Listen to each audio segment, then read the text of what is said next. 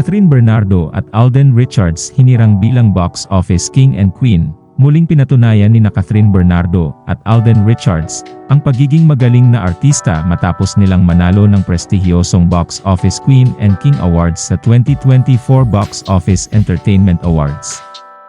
Ang parangal ay iginawad sa kanila ng Guillermo Mendoza Memorial Scholarship Foundation. Nanalo si Catherine Bernardo bilang Box Office Queen para sa pelikulang A Very Good Girl na pinagbidahan niya kasama si Dolly De Leon.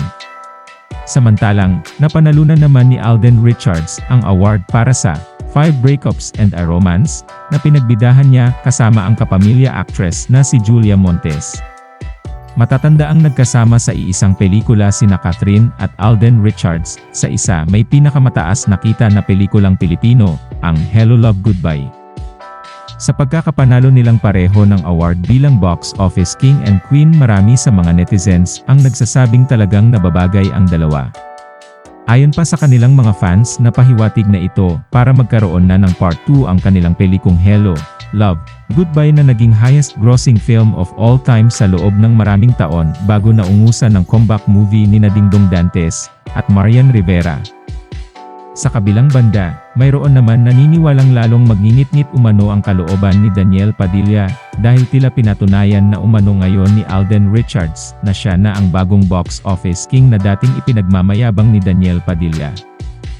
Naging sentro naman ng atensyon ng publiko sina Catherine Bernardo at Alden Richards matapos makipaghiwalay ang una sa kanyang nobyo, ang aktor na si Daniel Padilla, na naging kasintahan niya ng mahigit isang dekada.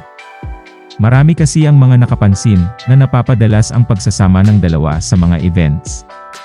Bukod pa rito, palagi na ring present si Alden Richards sa mahahalagang okasyon sa pamilya Bernardo.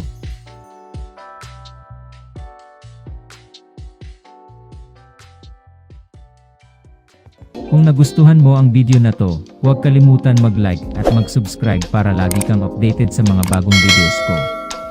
Salamat!